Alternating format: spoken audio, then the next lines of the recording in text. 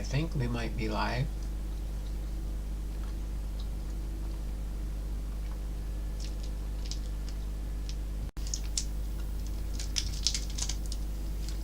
I see one thumbs up.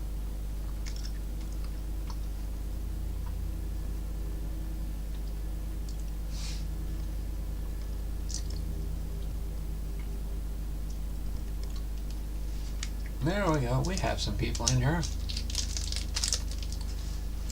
Sorry, I'm trying to inhale some lunch, or at least a snack to get me through till between shows.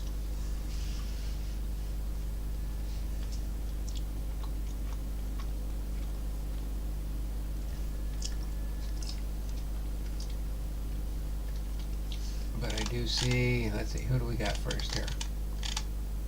Dragon Fan Tim was not here first at 2:05, 2:10.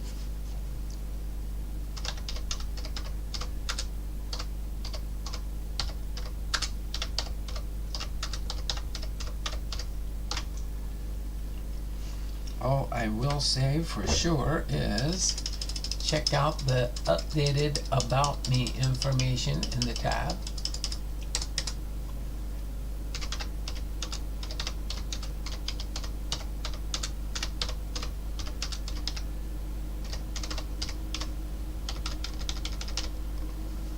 And the early bird entries. Sean, Jedi Masters in the house. Dragon Fan Tim was first. Let me get everything all up and running here. And we will go through what we got on that. Kevin, not here, present, absent. I'm confused.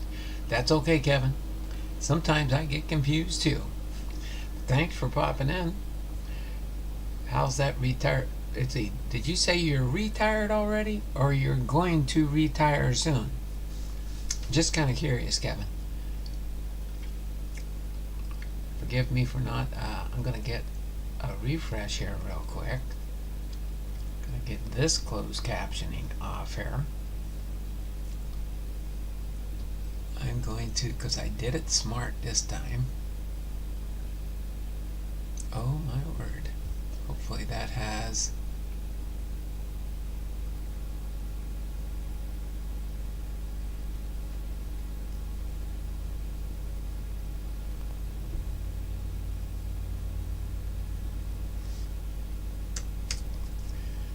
let's see if I can get this in here real quick.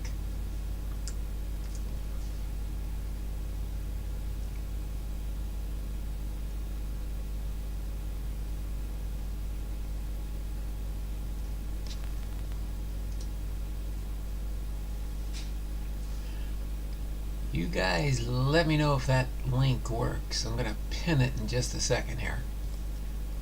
While we're waiting, got less than a minute to go to get everybody in there. Let me get that up and running. Get this. It is not showing up there. See if I refresh the chat without messing up my stream. I don't think it should. We'll see. We've got 9 viewers. Not going to refresh that one, that's for sure. Alright. Let's see. I'm in day 2 of retirement. Gotta figure this out. It's weird. I feel lost. Laugh out loud. Oh, don't worry. Just reach out. I'll give you some pointers there, Kevin. Remember, I've been doing it. I retired the end of December. Actually December 31st to be precise. January 1st in 2019 was my first day of retirement. So I've been doing it for quite a few years now. Almost 5 by the end of this year. It is quite interesting sometimes.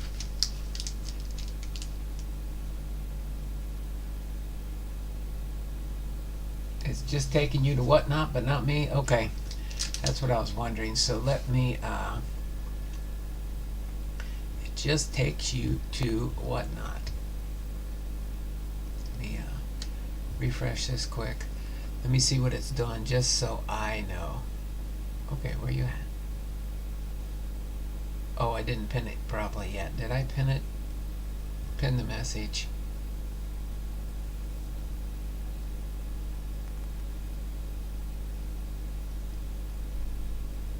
Just want to see real quick where it takes me.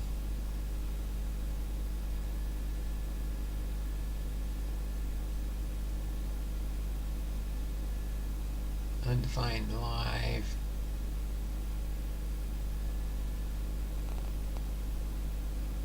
Alright. Oh yeah, it does not, okay, hold on a second. Let me do it real quick. Let me pull it up this way. Go home. Sorry. Bear with me just another second here. Actually, no. I don't want to do that one. Ah, come on, go away. Go away. I don't want you. But I will do this one.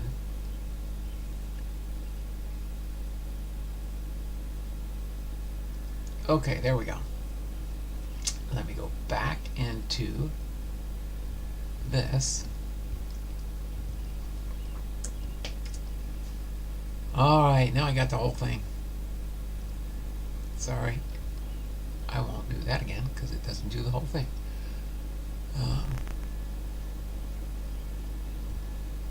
And then we'll get into our content at hand here by getting your entries in first, since I do have the early birds.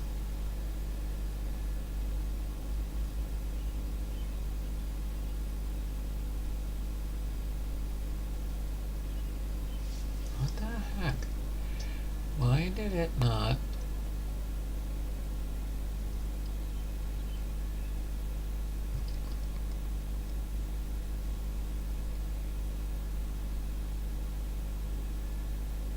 Or is it not letting you do the whole link?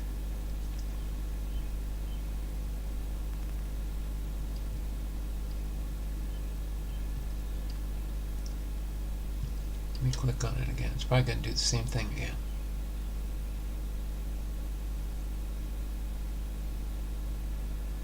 So I'm sorry, bear with. Oh, there we go. That one worked. So that new link should work. It should take you right to my $1 starts for Cal Ripken Jr. base and inserts, oddballs, and free cards to all buyers. No chance to sell out in round one for Cal Ripken Jr. And then tomorrow at 4 p.m. I'll be doing Ken Griffey Jr. It'll be round 2 for Ken Griffey Jr. Okay? So that is what's going on there. At least that works. I'm back here. Boom. Alright. Before I do get into my last break here, I gotta get one little snack in before we get the show started.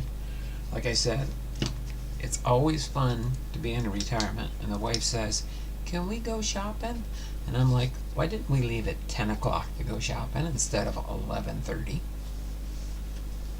Because I knew 11:30 wasn't going to be enough time for her to go shopping, go to the Filipino grocery store, go to the commissary, and then get back in time for my show. So that's why I'm running 15 minutes late now. I would have already been done this part. But we are going to do Walter O'Malley is our Hall of Fame biography for today, episode 227. And we will do a trivia. We will do a trivia. So we're at 865, so we didn't make the 900 mark yet, but today we got one more day tomorrow. See if we can reach it by the end of this week. If not, next week we will get into, hopefully, the April and May giveaway. Okay, so let me go up here, and I know Dragon Fan Tim made it in first, so let me get him logged in there first. We got Dragon Fan Tim.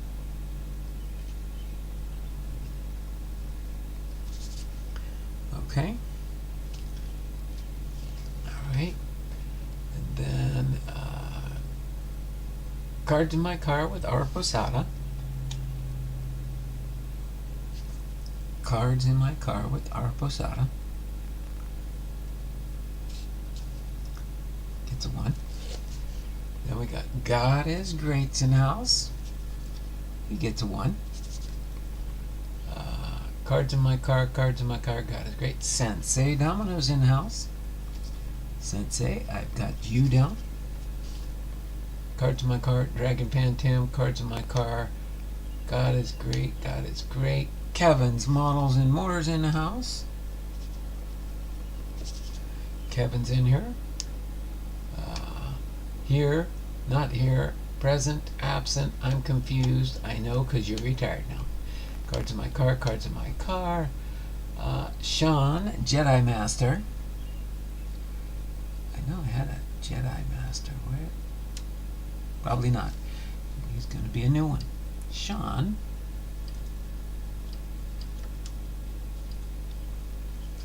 Oh, sorry, my ring light came back on again. I got to turn that off. Might have to get a different above webcam instead of a cheaper one. Might need to get a nicer one down the road, so I can turn that on when I need it.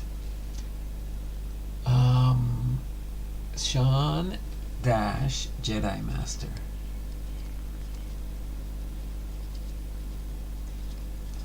Master.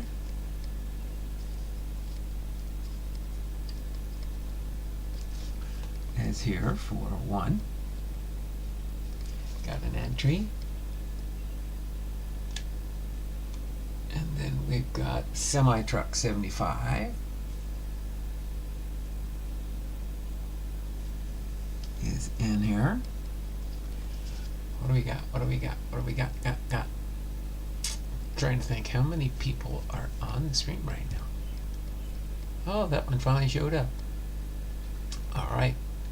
So that chat's here. The other chat's here. Boom, boom, ba-doom, boom, boom. Okay, so let me take this one off.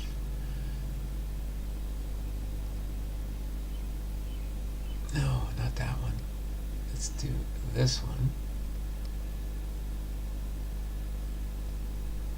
Oh, it's not letting me do it there. That's why. You know what? Let me just finish what I was doing here. Matt Semi-Truck. Sensei Domino. Cards in my car, God is great. Cards in my day 2 for retirement. Gotta figure this out. It's weird. I feel lost. No problem. Just taking me to WahtNot. Okay, yeah, got that one already. The new one, I think if to get 1,000 entries, you should give people 5 entries.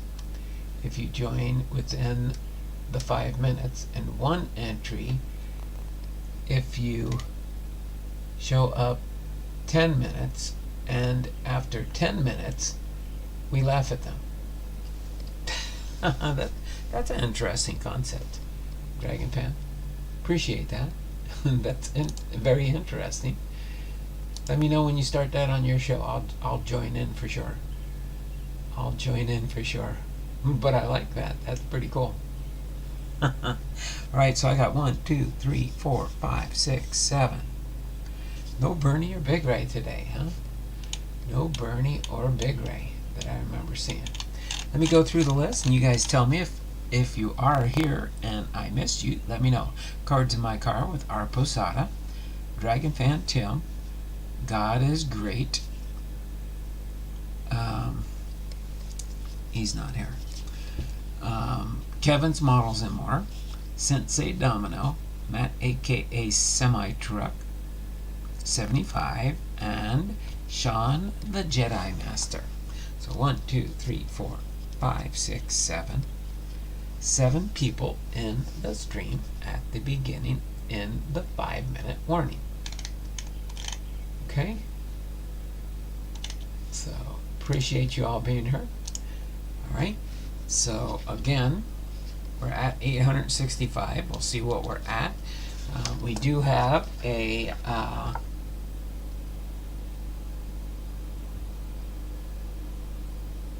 7-point trivia coming up here next.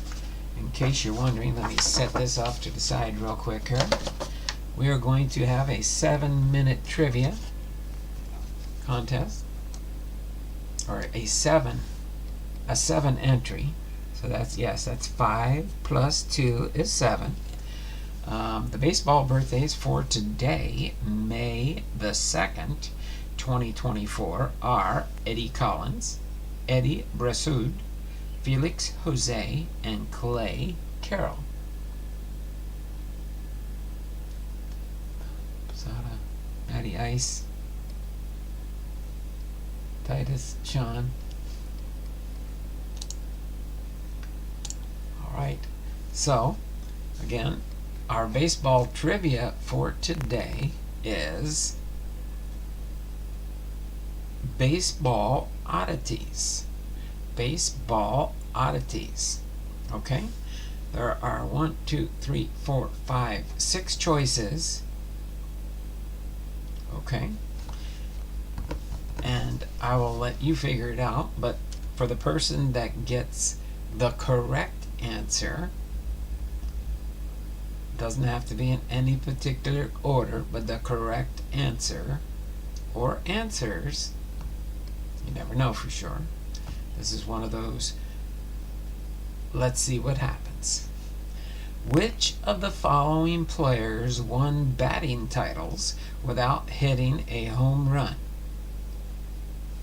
Okay, which of the following players won batting titles without hitting a home run?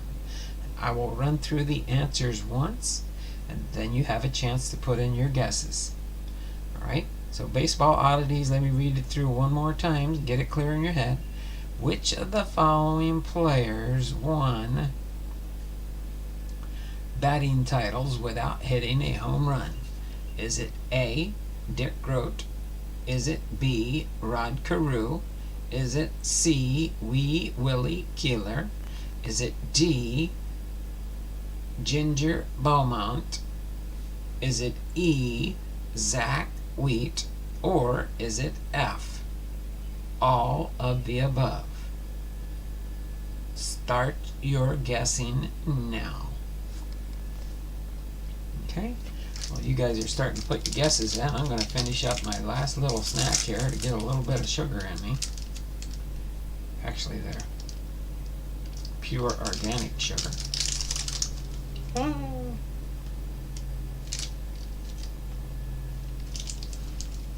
It's almost like fruit leather.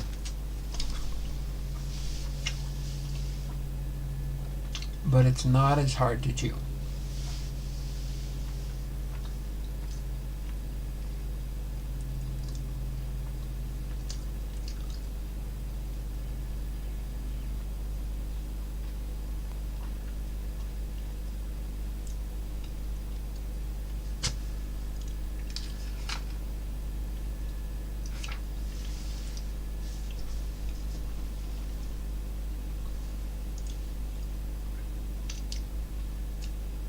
I'll give you guys one more chance.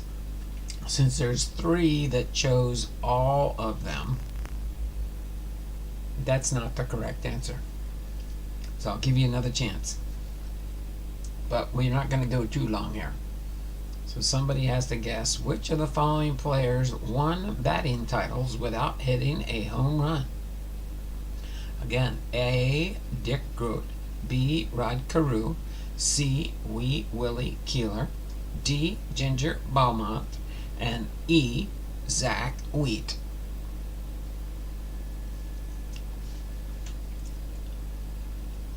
Okay, yeah, and if you do want to guess again, just retract your earlier answers.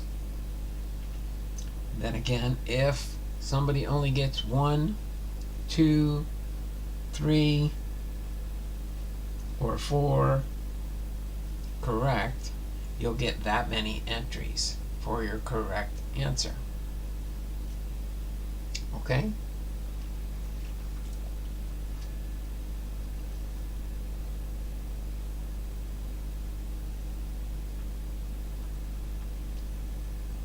Okay, we will go to 227. All right.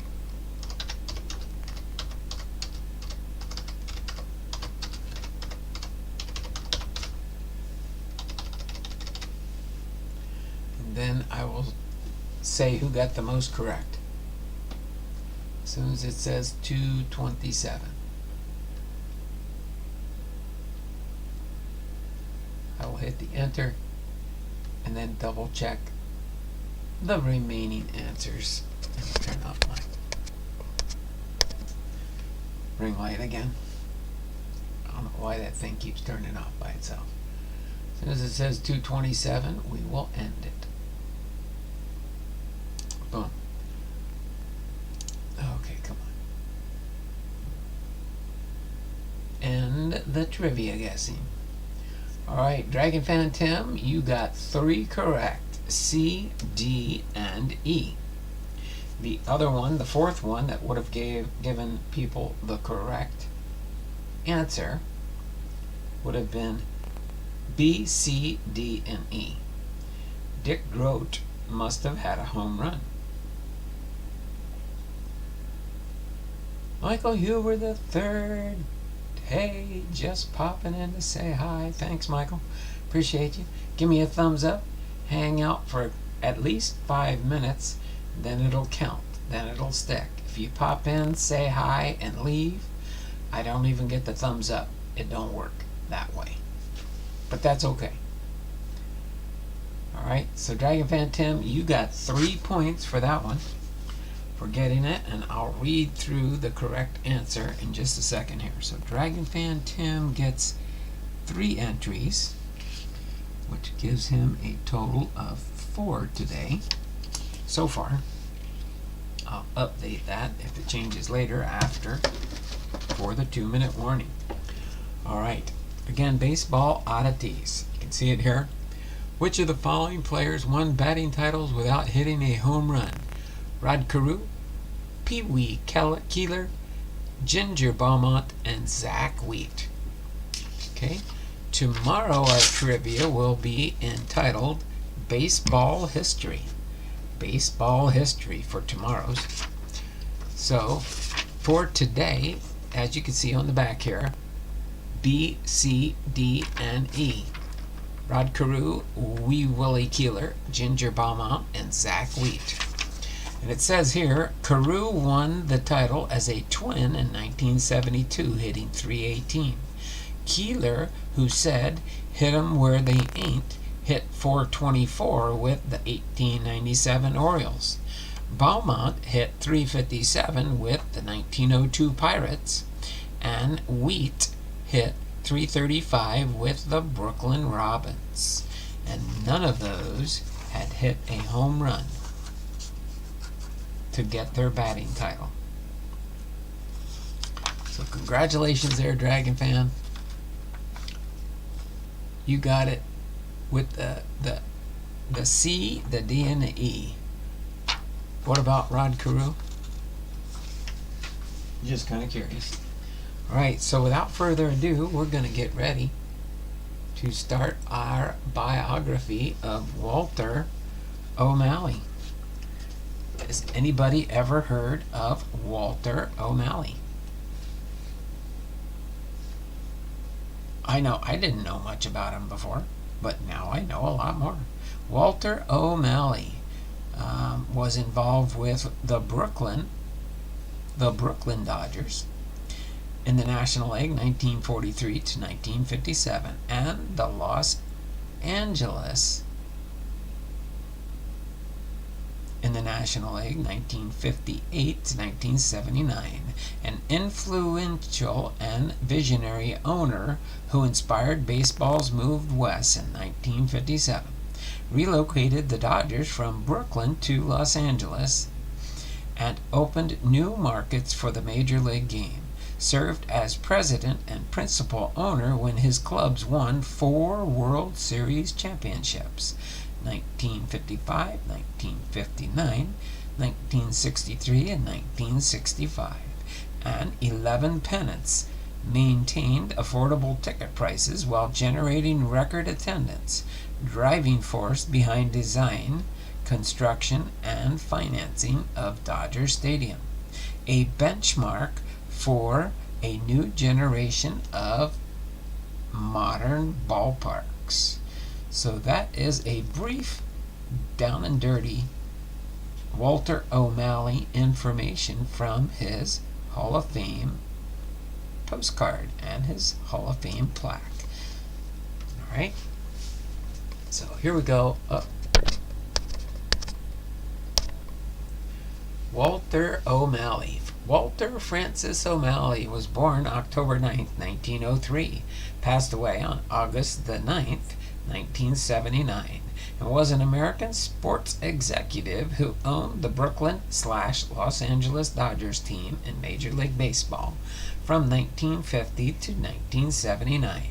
In 1958, as owner of the Dodgers, he brought Major League Baseball to the West Coast, moving the Dodgers from Brooklyn to Los Angeles despite the Dodgers being the second most profitable team in baseball from 1946 to 1956, and coordinating the move of the New York Giants to San Francisco at a time when there was no teams west of Kansas City, Missouri. In 2008, O'Malley was elected to the National Baseball Hall of Fame for his contributions to the influence on the game of baseball. O'Malley's father, Edwin Joseph O'Malley, was politically connected. Walter, a University of Pennsylvania salutatorian, went on to obtain a Bachelor of Law degree and used the combination of his family connections and personal contacts, and both his educational and vocational skills to rise to prominence. First, he became an entrepreneur involved in public works contracting.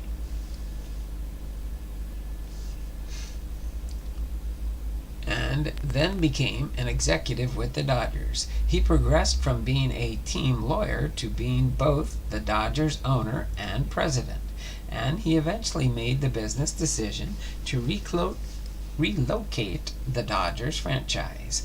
Although he moved the franchise, O'Malley is known as a businessman whose major philosophy was stability through loyalty and from his employees.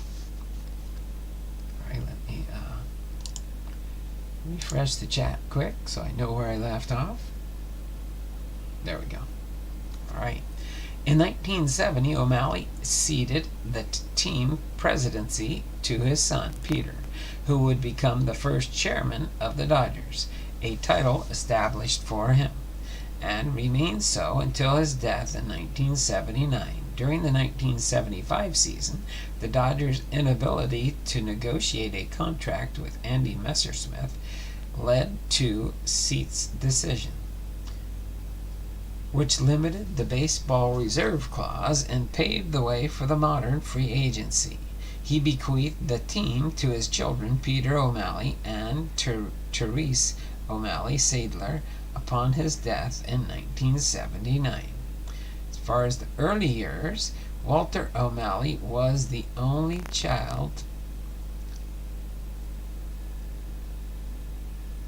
of Edwin Joseph O'Malley, 1881 to 1953, who worked as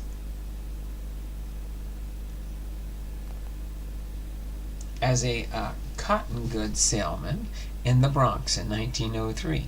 Edwin O'Malley later became the Commissioner of Public Markets for New York City. Walter's mother was Alma Feltner from 1882 to 1940.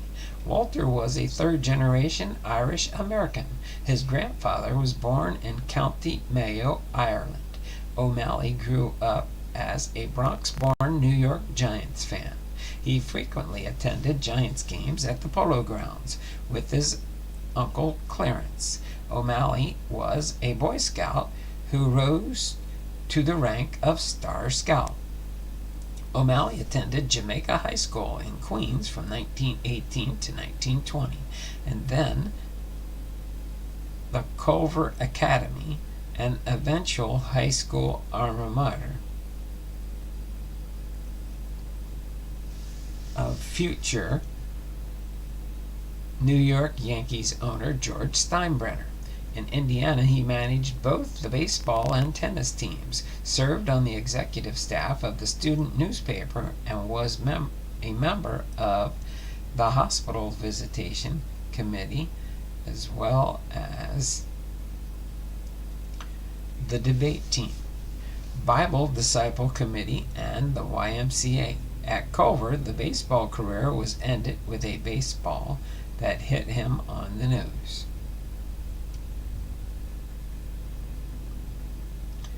Later, he attended the University of Pennsylvania in Penn and graduated in 1926 as the senior class salutatorian. At Penn, he was initiated into Theta Delta Chi, and he also served as president of the Phi Deuteron Charge. Upon his graduation from the University of Pennsylvania School of Engineering and Applied Science, his father gave him a cabin cruiser that slept 8. He was also junior and senior class president. O'Malley originally enrolled at Columbia University in New York City for law school, but after his family lost their money in the Wall Street crash in 1929, he switched from Columbia Law School to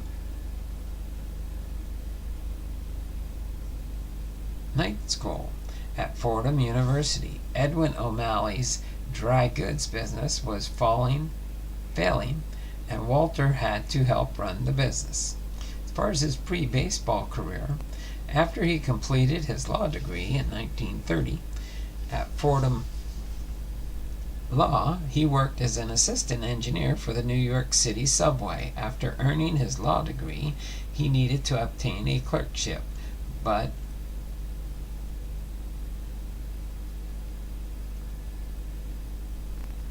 it was due during the Depression, and so no one could afford to hire him. He allowed a struggling lawyer to use space in his office and paid for his own clerkship. After working for the subway, he worked for Thomas F. Riley, who owned the Riley Drilling Company, and they formed the partnership of Riley and O'Malley with the help of Edwin O'Malley's political connections. Walter's company received contracts from the New York Telephone Company and the New York Board of Education to perform geological surveys. Subsequently, Walter started the Walter F. O'Malley Engraving and Engineering Company and published the Subcontractors Register with his uncle Joseph O'Malley from 1893 to 1985. Walter eventually concentrated on the field of law, starting with the work on wills and deeds. By 1933, he was senior partner in a 20-man Midtown Manhattan law firm. He developed the business habits of smoking cigars and answering questions only after taking 2 puffs. During the Great Depression, O'Malley represented bankrupt companies and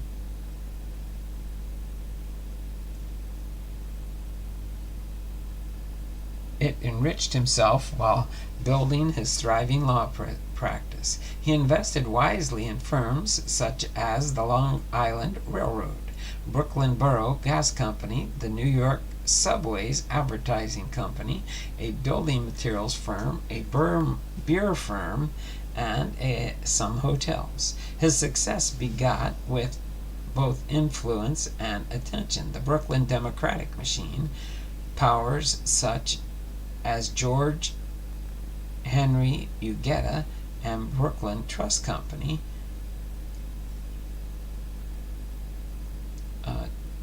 George Vincent McLaughlin were among those who noticed the rising O'Malley. In a second here, we'll get into the Dodgers.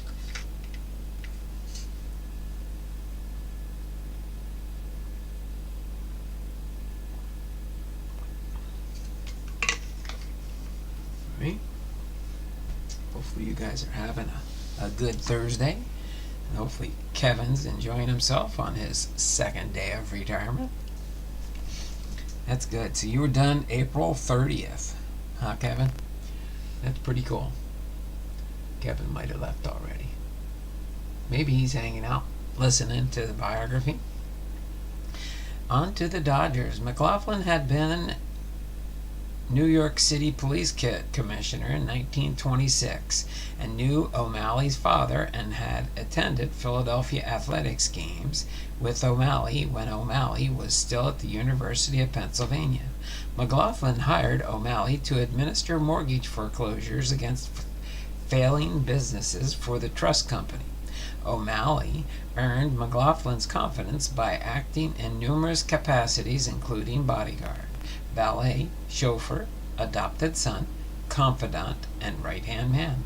The trust company owned the estate of Charles Evetts, who had died in 1925 and owned half of the Brooklyn Dodgers.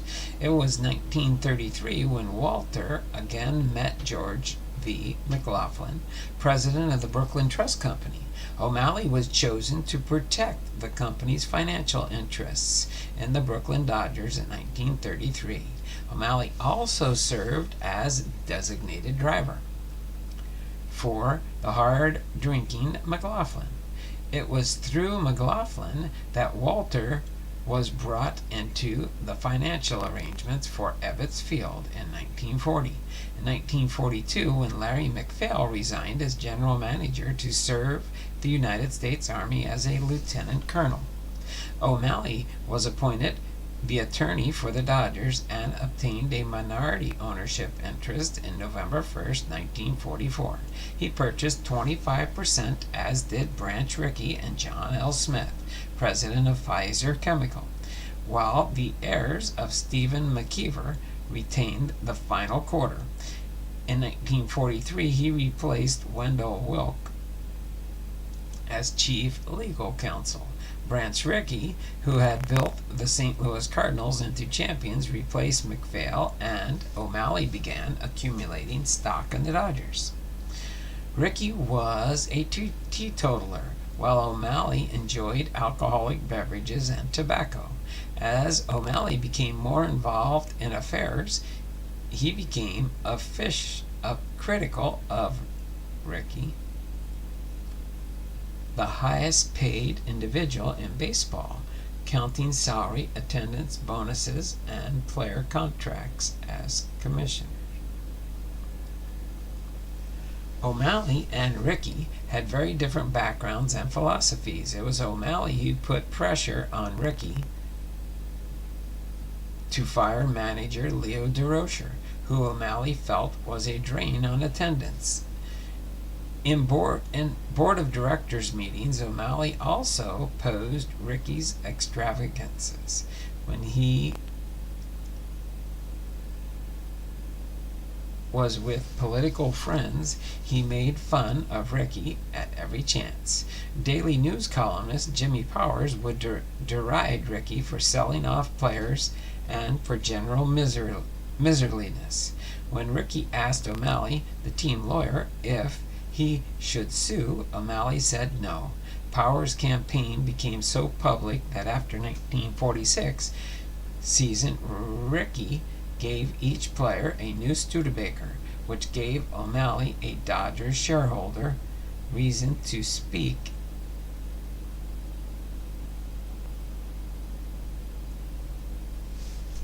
ill of Rickey in the press. It got to the point to where everything Rickey did was something O'Malley derided. O'Malley thought Rickey's construction of the state-of-the-art Vero Beach spring training facility, known as Dodgertown, was extravagant. He thought Rickey's investment in the Brooklyn Dodgers of America Football Conference was questionable. He fought Rickey on the team's beer sponsor, and he demanded the players return their 1947 World Series rings before receiving the new ones Rickey ordered.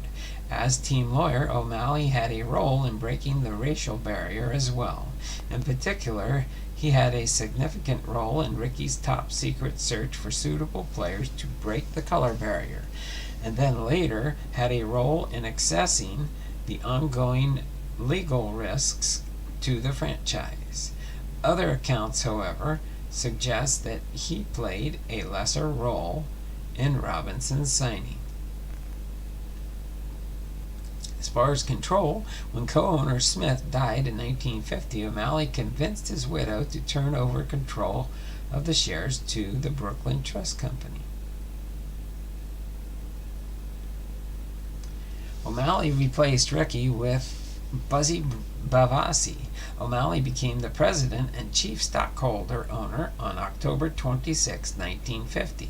O'Malley assumed the title of president from Rickey, who was a trailblazer in baseball both for instituting the farm system and for breaking the racial barrier, Jackie Robinson, according to pitcher Clem Labine.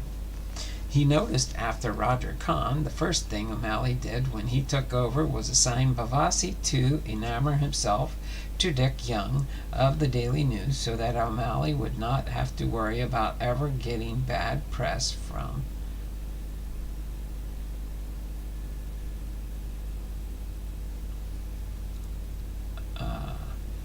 to enamor himself to Dick Young in the Daily News, and O'Malley would not have to worry about ever getting bad press from the Daily News. After the ownership transfer, O'Malley's rivalry with Rickey became very public. O'Malley forbade the speaking of Rickey's name in Dodgers offices, with transgressors being subject to a fine. He abolished Rickey's title of general manager so that no front office person could perpetuate Rickey's role. In addition, when Rickey assumed the title with the Pittsburgh Pirates, O'Malley arranged for the Dodgers to omit the Pirates from their spring training schedule. Nonetheless, after the transfer, the Dodgers remained successful under O'Malley. They won the National League pennants in 1952, 53, and 55. The year of the first World Series championship, and 1956. Under O'Malley, the Dodgers were most overly political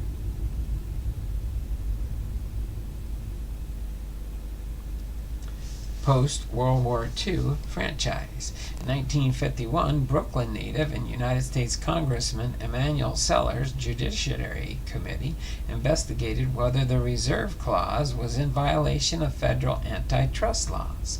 Seller represented half of Brooklyn in Congress, and O'Malley used the local press, such as the Brooklyn Eagle, to pressure Seller into backing off the issue.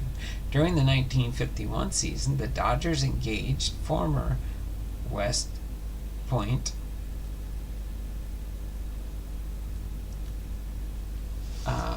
Veracity baseball player and U.S. Army General Douglas MacArthur to lure war veterans. O'Malley attempted to entice him to take the post of Commissioner of Baseball after the 1956 season. O'Malley sold Ebbets Field to Marvin Crafter and agreed to lease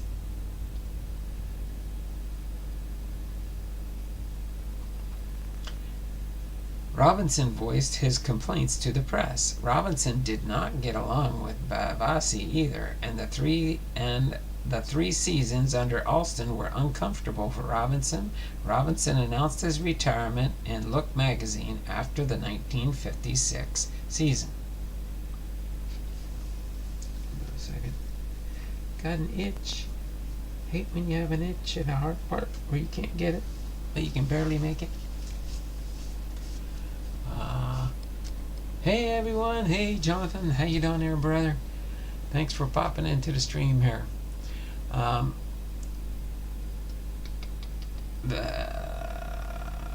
signing of Robinson brought the team international fame, making O'Malley an international baseball ambassador to celebrate such as Iraq's King Faisal II.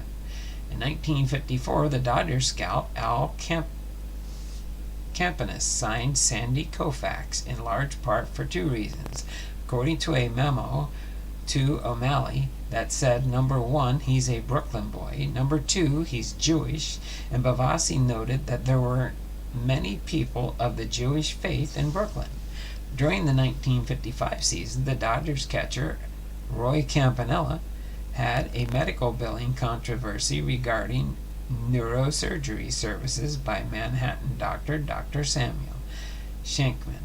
Shankman billed $9,500, an amount which Campanella forwarded to the Dodgers, and the Dodgers refused to pay.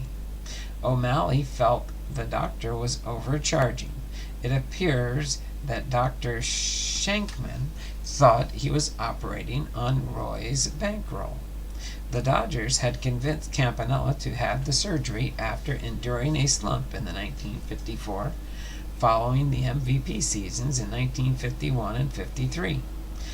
The surgery was intended to restore complete use of his hand. Despite having won the National League pennants in 1947, 49, 52, and 53, they lost to the New York Yankees in the World Series each time, which frustrated O'Malley and all Dodgers fans. In 1955, the team won the World Series for the first time in their history. However, attendance declined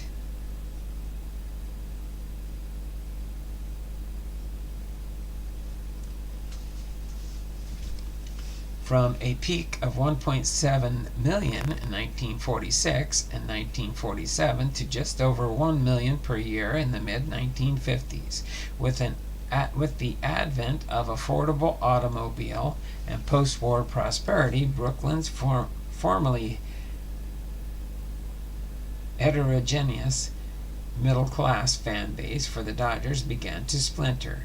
A large white fight took place, and Ebbets Field's shabby condition and lack of parking spaces led to the loss of fans who relocated to Long Island. Then their move to Los Angeles. O'Malley is considered by baseball experts to be perhaps the most influential owner of baseball's early expansion era.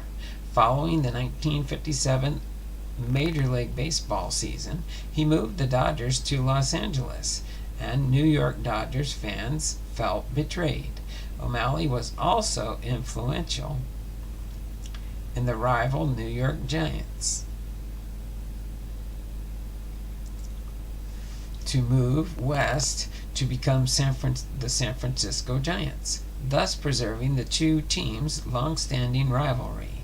He needed another team to go with him, for he moved out west alone. The St. Louis Cardinals, 1,600 miles away, would have been the closest National League team. The joint move made the West Coast road trips more economical for visiting teams.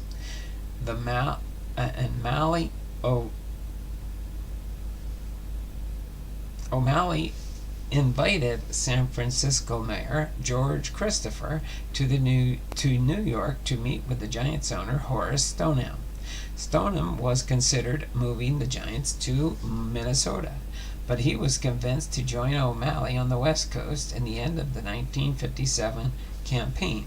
Since the meetings occurred during the 1957 season against the wishes of Commissioner of Baseball Ford Frick, there was media gamemanship.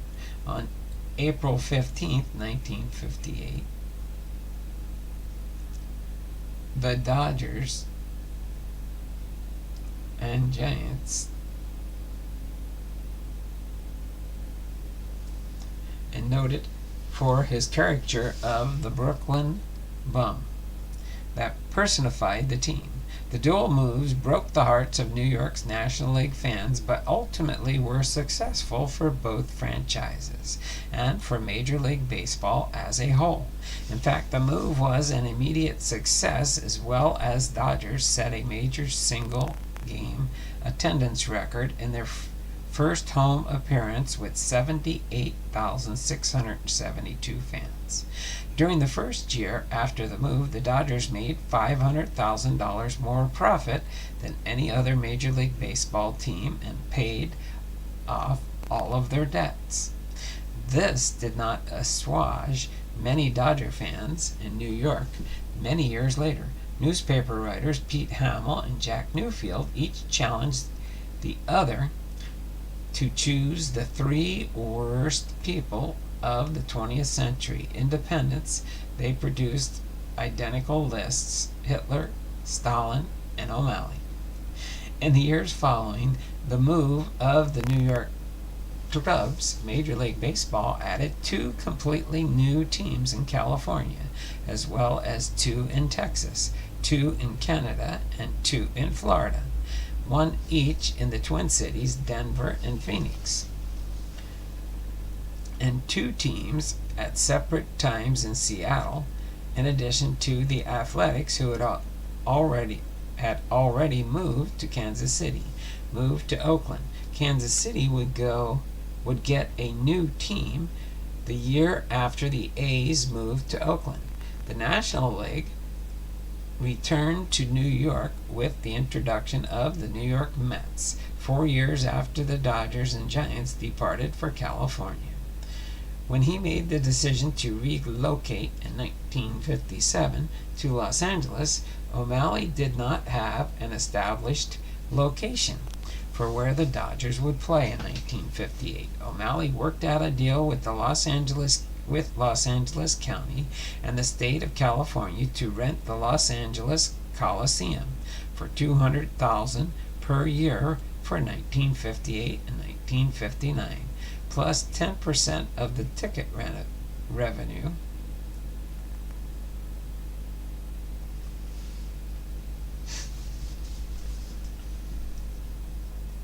And all concession profits for the first 9 games of each season following an opening series with the San Francisco Giants. The Dodgers temporarily took up residence while they awaited the completion of the 56,000-seat capacity Dodger Stadium, built for $23 million. The Dodgers were soon drawing more than 2 million fans a year.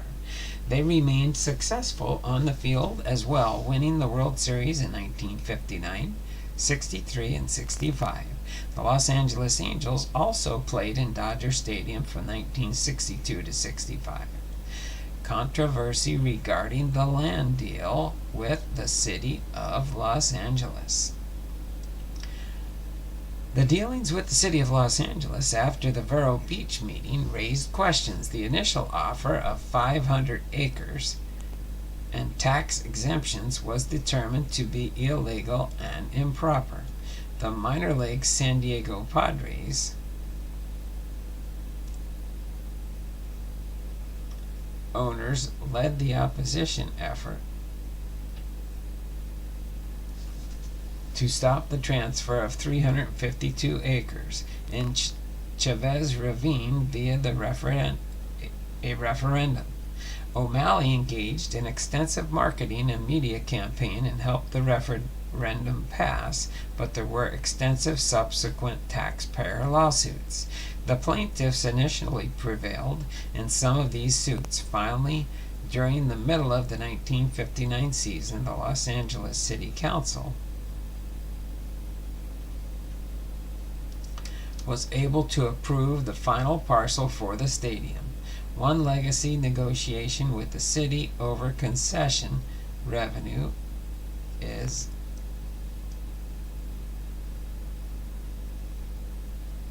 that in O'Malley's move to the Coliseum, he agreed to accept concession revenues from only half the team's games, the home half.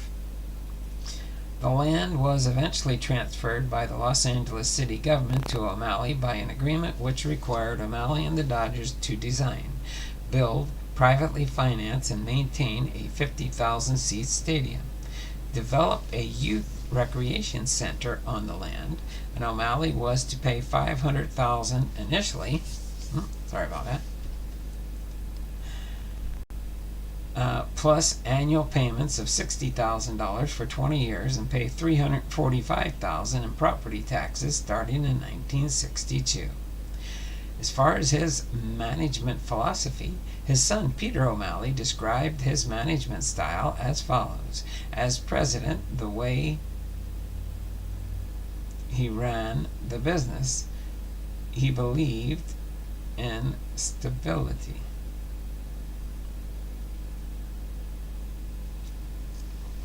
And very little turnover. It was the strength of the organization the management team worked as well as the team on the field. This evidence in many ways, including the long tenure of both Walter Alston and Tommy Lasorda as Dodgers managers and Vince Scully, the broadcast voice of the Dodgers. Although O'Malley was loyal to his employees, he did not take kindly to demands from employees such as manager Charlie Dressen's request for a 3-year contract. When Dressen requested a multi-year contract after losing a second consecutive World Series to the Yankees, he was released. Then, when he hired Walter Alston as a replacement, he made it clear to the press that Alston would only receive 1-year contracts and would not attempt to show up the management and the national media. There were rumors that Alston even signed. O'Malley also engaged in several high-profile salary disputes with his players. In 1960, he refused to pay right fielder Carl Furillo for the 1960 season after he was released early due to injury, which led Furillo to sue the team. Because of this, O'Malley allegedly blacklisted Furillo from any job in baseball. In 1966, Sandy Koufax and Don Drysdale engaged in a joint contract holdout. They had earned $70,000 and $75,000 respectively during the 1965 season, during which the Dodgers won the World Series. Both wanted a raise, however, and held out jointly to get a fair contract negotiation. They demanded 3 years, $167,000 per year contracts, and hired an agent, an entertainment lawyer named J. William Hayes, to negotiate on their behalf. At the time, both multi-year contracts and sports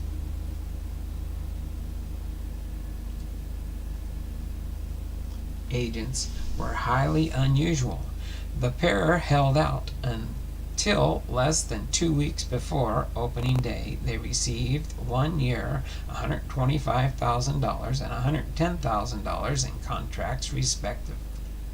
O'Malley liked clubhouse turmoil only slightly less than free agent disloyalty. When he traded Maury Wills to the Pittsburgh Pirates following the consecutive National League pennants, it was attributed to Wills having quit during the middle of the Dodgers' postseason tour of Japan, even though the shortstop only did so because of ailing knees and needed rest. Pop in the chat here. Don't forget Shohei Ohtani. Strike that like button. There you go. God is great. Hello everyone. How you doing, David? Appreciate you stopping in, brother. Thanks for being here. Make sure you check my About Me tab out, and you'll see all the new changes I made on the channel, just so everybody's aware of them. Okay, so on to his retirement from presidency. On March 17, 1970, Walter turned over the presidency of the team to his son Peter, remaining as chairman until his death in 1979. Peter O'Malley held the position until 1998, when the team was sold to Rupert Murdoch. The team remained successful on the field under Peter and won the World Series both in 1981 and 1988. They remained successful in the box office as well. By the end of the 1980s, they had not only become the first franchise to draw 3 million fans, but also they had done it more times than all other franchises combined. During the 1970s, O'Malley was credited with stage managing Lasorda's career.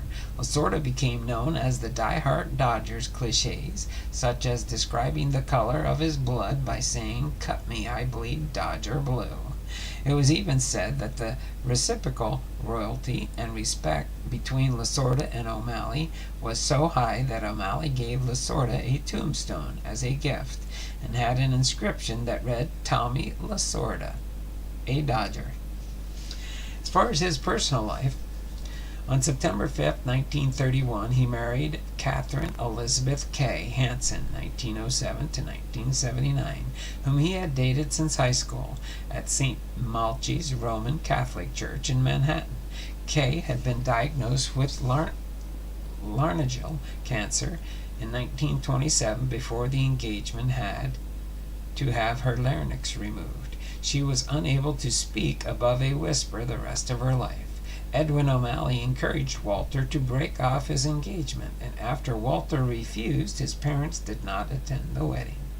The couple had 2 children, Teresa O'Malley Seidler, born in 1933, and Peter O'Malley, born in 1937. In 1944, he remodeled his parents' summer house in Amityville, New York, and relocated his family there from Brooklyn. The house was next door to the house Kay had grown up and where her parents lived. O'Malley was a smoker who golfed occasionally, but more commonly gardened for recreation. As a family man, he attended the church regularly and attended Peter's football games at LaSalle Academy and chaperoned his daughter's dances on summer weekends. He took the family sailing on his boat, which was named Dodger. Later in life, O'Malley's split their time between their home in Hancock Park, Los Angeles, and Lake Arrowhead in California. As far as his death and legacy, O'Malley was diagnosed with cancer, and he sought treatment at the Mayo Clinic in Rochester, Minnesota. He died of congestive heart failure on August 9, 1979, at the Methodist Hospital in Rochester. O'Malley had never returned to Brooklyn before his death. He was buried at Holy Cross Cemetery in Culver City, California. His wife, Kay, had died a few weeks earlier. Although O'Malley had later retired and had relinquished control of the Dodgers before his death, he remains hated in Brooklyn for moving to the Dodgers to the West Coast. At one time, Brooklyn Dodgers fans hated O'Malley so much that he was routinely mentioned along with Adolf Hitler and Joseph Stalin as the most fallacious 20th century men. One version of a joke went, if a Brooklyn man finds himself in a room with Hitler, Stalin, and O'Malley, but has only 2 bullets, what does he do? Shoot O'Malley twice? Some still consider him among the worst 3 men of the 20th century. Much of the animosity was not just for moving the team, but robbing Brooklyn of the sense of a cohesive culture and social identity that a Major League sports franchise provides. Despite the long-standing animosity of Brooklyn fans and their supporters in baseball, O'Malley was posthumously inducted into the Baseball Hall of Fame in 2008 after having been elected by the Veterans Committee with the minimum number of votes necessary for induction. His legacy is that of changing the mindset of a league that had the St. Louis Cardinals as the National League's southernmost, westernmost team. The Philadelphia Athletics of the American League had moved further west to Kansas City just 3 years prior. And Tommy Lasorda said upon hearing of his election to the Hall, he's a pioneer. He made a tremendous change in the game, opening up the West Coast to Major League Baseball. On July 7, 2009, Walter O'Malley was inducted into the Irish American Baseball Hall of Fame, along with 2 Dodgers icons, slugger Steve Garvey and announcer Vin Scully. As far as popular culture, O'Malley was mentioned several times in Danny Kaye's 1962 song tribute, The Dodgers Song. Oh, really? No, O'Malley, which spins a tale of fantasy game between the Dodgers and the Giants. At one point, the umpire's call goes against the home team. O'Malley was featured prominently in the HBO documentary film Brooklyn Dodgers, Ghost of Flashbush, which chronicled his executive management of the Brooklyn Los Angeles Dodgers. The documentary focuses on the post-World War II glory years of the franchise and presents a compelling case that O'Malley truly wanted to keep the Dodgers in Brooklyn, in a stadium near the Long Island Railroad's Atlantic Terminal, but he was unable to get proper support from urban planner Robin Moses.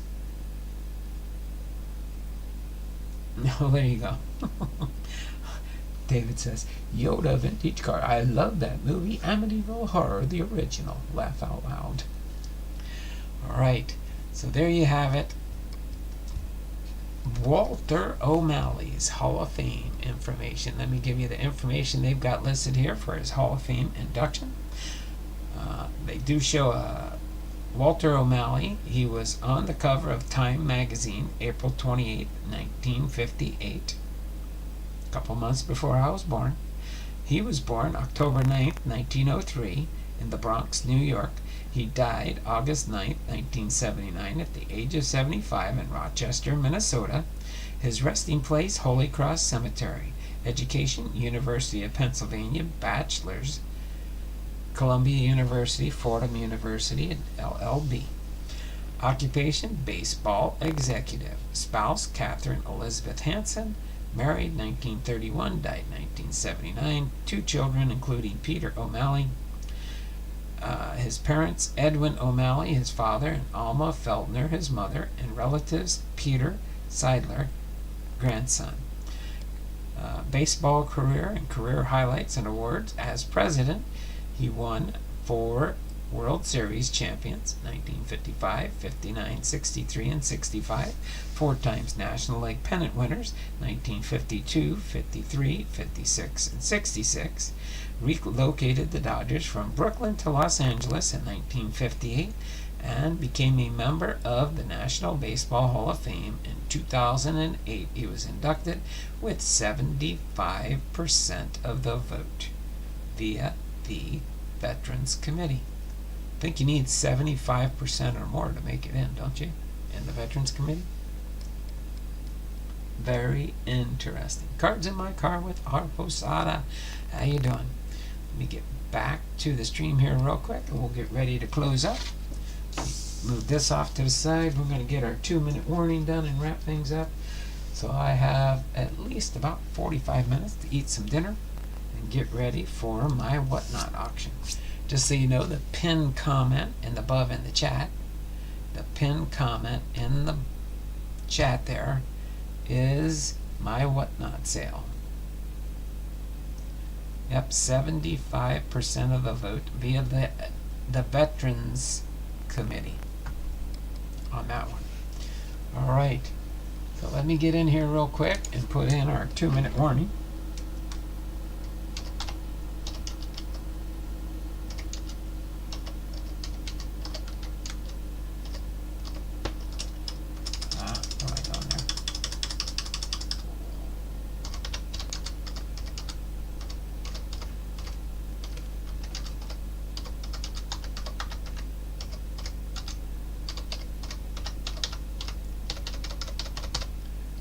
Okay, we got 314 here. We got until 316 and then I'll end it.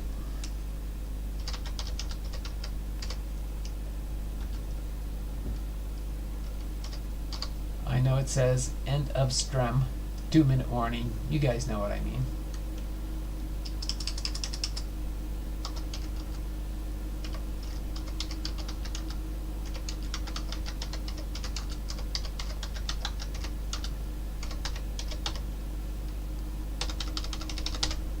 Okay, so at 316, let's see who do we got in here. We got Sensei Domino's still here. Gets a 2. Gets another entry. Crossover Paranormal Society gets an entry.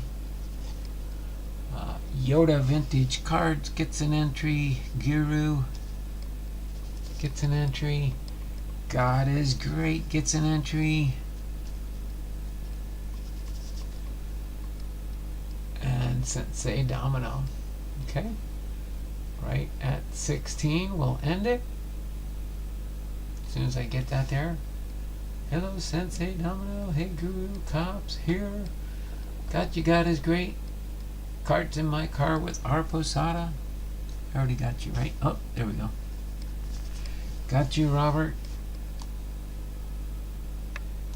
And that ends it with our end of stream. 2-minute warning ends. So I got everybody logged in. I'll get everybody recorded, and we'll see tomorrow how many entries we have in here. Okay? So, until then, until you see me at 4 o'clock with my WahtNot sale, if you want, click on that link there. If you do sign up and become a WahtNot member for either buying, or if you decide you want to sell on WahtNot, I'll be more than willing to help you out and get you started on how you do it. All you have to do is show up for my WahtNot streams, and I'll show things to you and how it works. Okay? So until then, y'all take care. We will see you tomorrow. Same bat time, same bat channel. 2 p.m. Pacific Standard Time for our next Hall of Famer, which will be Buck O'Neil. Tomorrow's going to be Buck O'Neil. So until then, you all take care. Have a wonderful and blessed evening. Hope to see you on my WahtNot auctions. $1 starts. Until then, y'all take care. Have a wonderful and blessed day. As Yoda Vintage Cards David says, as always, be blessed. We'll see you around the channels. Bye for now. Click on that link that's pinned in the comment. That'll bring you to my sale page. Alright? You can at least bookmark me, and then you'll know how it works. If you don't have it, just get that